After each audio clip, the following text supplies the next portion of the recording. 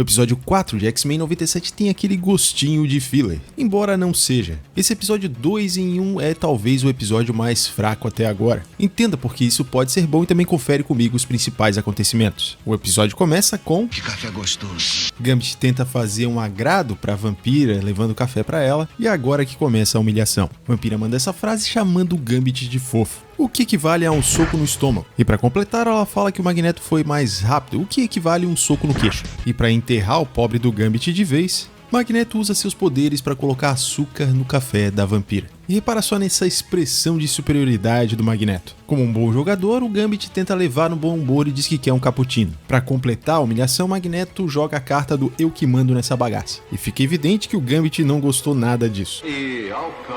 O Magneto demonstra certa preocupação por conta do sinistro e do que aconteceu e diz que eles têm que treinar. Fera joga ali um trocadilho com o nome da Jubileu, dizendo que ela tá fazendo aniversário de 18 anos e ela merece uma festa. Wolverine apoia a ideia, mas como um pai linha dura, o Magneto não tá nem aí e diz que ela terá muitos outros aniversários, ressaltando a dura realidade dos mutantes. Morpho, vendo que o Magneto é muito amargo, ele brinca com a situação dizendo que o pai do Magneto não deu um pônei pra ele. E o Magneto manda essa jogando o clima do café da manhã lá pra baixo, deixando Morpho com a cara no chão. Jubileu aparece quebrando aquele clima de silêncio constrangedor. Vampira fala que eles prepararam algumas surpresas para Jubileu e pergunta onde a Jubileu quer comemorar. E se liga na cara de bonzinho do Wolverine oferecendo doces para Jubileu. A aniversariante escolhe ir no fliperama como nos velhos tempos. Lembrando que no primeiro episódio a Jubileu aparece no fliperama jogando, ela tinha ali em torno de 13 anos nessa época. Todos olham pro Magneto esperando a aprovação dele. Ele faz só essa cara e a cena corta. Nessa primeira parte me chamou a atenção a dominância do Magneto. O cara destruiu o Gambit, destruiu o Morpho e ele impõe tanto respeito que ninguém o questiona. Aliás, se fosse o Ciclope aqui como líder, Wolverine com certeza ia tretar com ele. Mas com o Magneto, o Wolverine nem quis bater de frente. A cena seguinte mostra Jubileu e Roberto no quarto e ela está imitando o Magneto com a resposta que ele deu.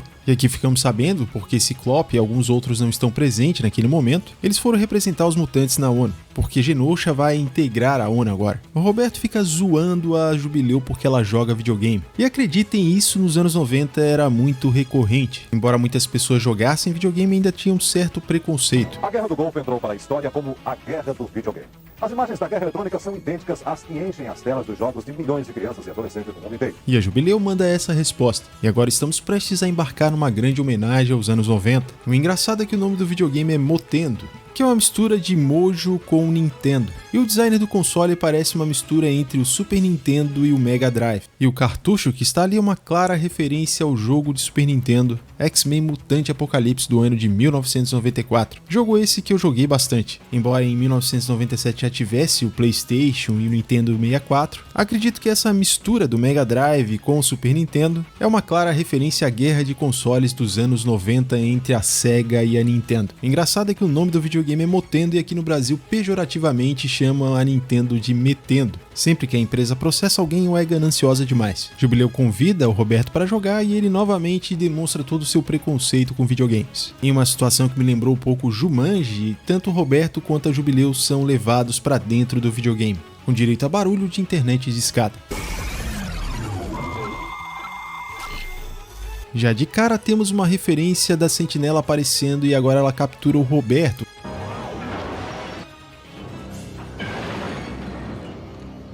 Que o Roberto é praticamente um peso morto e a Jubileu tem que protegê-lo. E ela dá uma bronca dizendo que seria mais fácil se ele tivesse usado os poderes dele. Acreditando que eles ainda estão no mundo deles e não dentro do videogame, o Roberto responde que pode ter câmeras, ele não quer aparecer e se revelar como mutante. Os dois são atacados pelos amigos da humanidade e fogem até um beco. E lá o telefone da cabine telefônica toca. O Roberto resolve atender e eles acabam desaparecendo daquele local, no maior estilo Matrix. Lembrando que o filme é de 1999 e aqui estamos em 1997. Como eu falei, é uma homenagem aos anos 90, não se apegando exatamente só às coisas que aconteceram até 1997. A fase seguinte mostra eles em Genosha quando os mutantes foram escravizados. Nessa cena temos ali a garota Domino, o grandalhão é o Blob e o cara de vermelho é o Sunrise. Jubileu e Roberto são perseguidos, mas de repente os guardas começam a desaparecer. Uma figura misteriosa aparece e a Jubileu cogita que ela tenha ajudado eles até agora. A Jubileu é impedida por uma barreira de chegar naquela pessoa e começa a surgir um aviso de erro no sistema e a pessoa então desaparece. Jubileu se dá conta que eles estão dentro de um videogame, e agora que aparece o Mojo, ser de outra dimensão que já sequestrou os X-Men anteriormente para um reality show. Ele é um tipo de monstro que se alimenta de audiência. A Jubileu comenta que o Mojo está mais magro, ele é meio irônico no começo, mas depois ele confessa que a audiência está baixa. E ele diz que é por isso que ele passou para os videogames. Ele faz um trocadilho aqui do futuro do entorpece mentes, e é perceptível essa crítica em relação tanto à mídia e ele acreditar que o videogame virá para substituir a mídia tradicional. Aqui acreditaram que talvez fosse uma referência ao filme e o livro Jogador número 1, mas eu acredito que não, porque o filme é de 2018, o livro de 2011, deve ter sido só uma coincidência. E a Jubileu participará de um jogo baseado nas memórias dela, e que se eles morrerem no jogo, eles morrem na vida real. Mojo tenta convencer a Jubileu de que aquilo é o sonho dela, viver jovem para sempre e reviver os melhores momentos, já que ela está meio que em crise nessa passagem dela da vida de adolescente para a vida adulta. Nessa imagem temos o Magneto com seus olhos como ele tinha na versão do jogo do arcade. Porém, me pareceu também referência a 2 outros jogos. Um deles o Mega Man 7, que é essa cena do Dr. Willy na intro do jogo, e essa cena do Bison no final de Super Street Fighter 2. Se liga só na entrada deles no jogo. Vamos nós!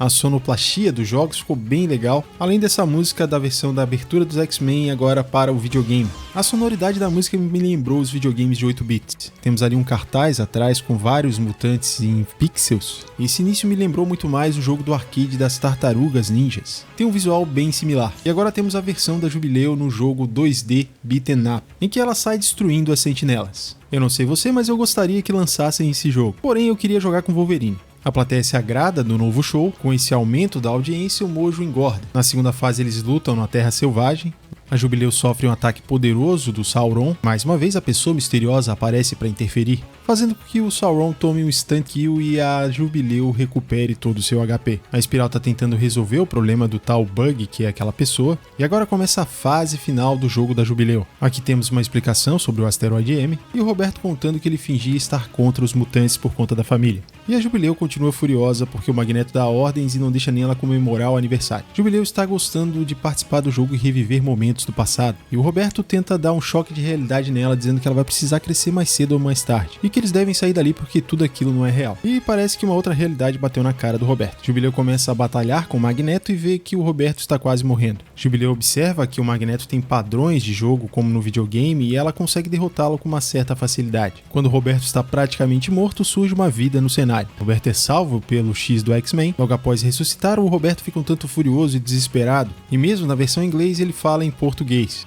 Não tô nem aí. Pô, tô ferrado. Esse lugar é muito perigoso. Vou vazar daqui. I don't speak justifiably angry Portuguese. Jubileu entende que ele tá bravo e ela pede desculpas. E arruma um tempinho pra se gabar de que derrotou o Magneto. Sem querer, o Mojo deu o melhor presente de aniversário pra Jubileu, já que ela pôde derrotar o cara que proibiu ela de comemorar o aniversário. Mas para surpresa de ambos, o Magneto retorna. Mas essa mão gigante surge e tira os dois da fase final. E quem tem ajudado eles esse tempo todo é a versão mais velha da Jubileu. Na verdade, ela é uma cópia digital utilizada para testar o jogo. E essa foi a única que conseguiu sobreviver. A Jubileu mais velha conta que ela conseguiu achar um glitch que fez com que ela conseguisse não ser apagada do jogo. E aqui a Jubileu mais velha dá uma lição de vida para a Jubileu mais jovem. A Jubileu entende e pergunta se o Magneto realmente tinha razão. A Jubileu mais velha diz que um pouco, mas que ele estava errado quanto aos videogames. O Mojo surge de dentro de um arcade. E agora começa a melhor cena de ação desse episódio. E aqui temos uma boa referência de Naruto e Boruto.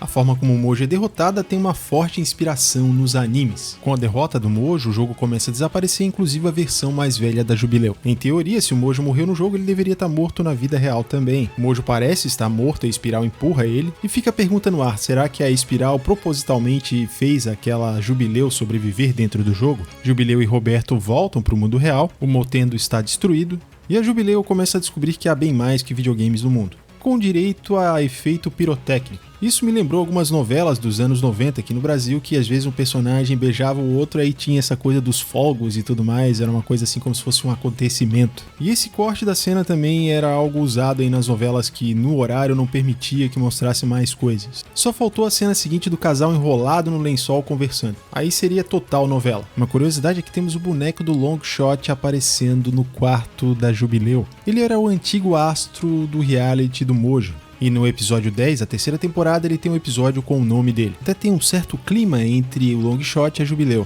Já na cena seguinte começa outro episódio já focado na tempestade. E vemos essa coruja que vai aparecer por diversas vezes. E o Forge não perde tempo, ele prepara um jantar à luz de velas com direito a vinho e tudo mais. Temos uma explicação sobre a genialidade do Forge em inventar coisas. Ele diz que consegue ver como as coisas se encaixam, e isso me fez lembrar o inventor Nikola. Ele falava algo parecido. Aqui temos o Forge convidando a tempestade para dar uma volta, a gente vê lá na janela que lá fora está escuro já. Mas a cena seguinte mostra o céu claro ainda. Os dois estão cavalgando e a tempestade parece se divertir nesse momento, sentindo o vento passar por ela.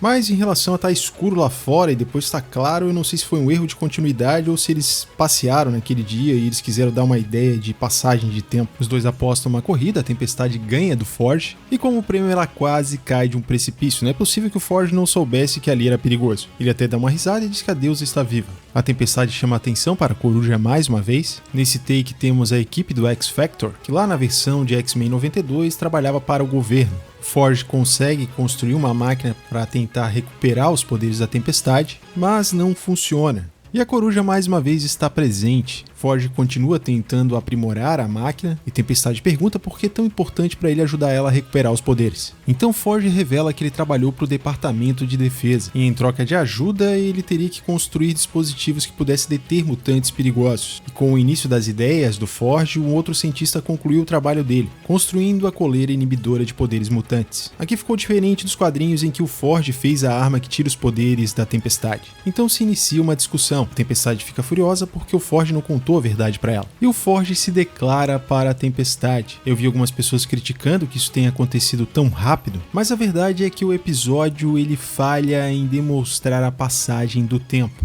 Diferente das HQs que inspirou esse episódio, em que tudo é trabalhado de uma forma mais devagar, que ficou bem rushado e mal representado. Mas eu acredito que eles conviveram algum tempo juntos. Eu imagino que o Forge não teria construído aquela máquina do dia para o outro. Na HQ, inclusive, a cena deles brigando é muito mais dramática. Depois da briga, a Tempestade sai a cavalo na chuva e ela se depara com isso. A Tempestade cai naquele abismo que faz ela parar de volta na casa do Forge. Ela fica sem entender e, sobrenaturalmente, o telhado se reconstrói. E surge um demônio em forma de coruja. Forge manda ele embora, mas é isso que acontece. A Tempestade questiona se vai morrer e o demônio responde que ela vai viver naquele lugar ali para onde ele levou ela e que ela sofrerá bastante, já que o demônio se deleita com o sofrimento alheio. E a coruja demônio se autodenomina o adversário. O episódio se encerra no olhar da Tempestade mais uma vez sentindo medo. O Forge é da tribo Cheyenne, que são nativos americanos conhecidos por suas habilidades xamânicas. Quando jovem, o Forge ele foi treinado para enfrentar o adversário. Mas veremos como será desenrolada essa história. Sobre esse episódio, como eu falei, ele tem cara de filler, mas ele não pode ser considerado um filler porque a história avança. Temos aí a transição da Jubileu para a vida adulta, o romance dela com o Roberto também deu mais um passo, mas é claro que todo esse ritmo de videogame que tem o episódio, essa homenagem aos anos 90, dá essa cara de filler. Ainda mais que a Jubileu é considerada por muitos como café com leite. Porém, se a gente for dizer que o episódio é um filler, a gente tem que considerar a série inteira, já que não segue fielmente as HQs. Mas com certeza foi inserido esse episódio da Jubileu para dar uma barrigada e dar uma desacelerada em toda a série. O que pode ter decepcionado muitos que esperavam o desenvolvimento da Tempestade nesse episódio completo. Eu não li completa essa história da Tempestade nas HQs, mas dizem que é muito boa. E aqui na série eles resolveram dar essa corrida, essa rushada, e sequer conseguiram demonstrar uma passagem do tempo que ficou ali um tanto estranho o Forge de repente se declarar para a Tempestade. Mas lembrando que lá em X-Men 92 a Tempestade também se apaixonou em 2 episódios por um cara e chegou a casar com ele. Parece que os X-Men acreditam em amor à primeira vista. A parte da Jubileu até que foi um episódio divertido, foi interessante desenvolver um pouco mais também a parte da Tempestade, mas na minha opinião esse episódio duplo foi o mais fraco dentre os 4 até agora. E como eu disse, isso pode ser bom, já que começou lá em cima o hype, fizeram episódios muito bons, o 1 e o 2, o 3 também foi bom, mas um pouco confuso. E esse agora na maior parte do tempo foi uma aventura mais corriqueira, como acontecia em alguns episódios lá de X-Men 92, principalmente com a Jubileu. Como os 2 primeiros episódios foram muito bons, a expectativa sempre vai lá pra cima e eles teriam que fazer episódios cada vez melhores. Mas uma técnica usada pela indústria é fazer o quê? Você faz episódios que já não são tão bons quanto os anteriores pra jogar um pouco a expectativa lá pra baixo, pra depois te entregar um episódio ainda melhor e vai parecer que ele é ainda melhor do que realmente ele é porque a gente tava com expectativa lá embaixo. Então pode ser bom isso de ter um episódio um pouco mais fraco, mais corriqueiro ali, uma aventura mais casual, para que os episódios que vão vir depois pareçam ainda melhores. Eu gostei bastante daquela interação corriqueira de família ali no início do episódio do Magneto com os demais, além de todas as referências que tivemos em relação aos anos 90 e até mesmo aos animes. E você, o que achou do episódio 4 de X-Men 97? Deixa sua opinião aqui nos comentários. Valeu e até o próximo vídeo.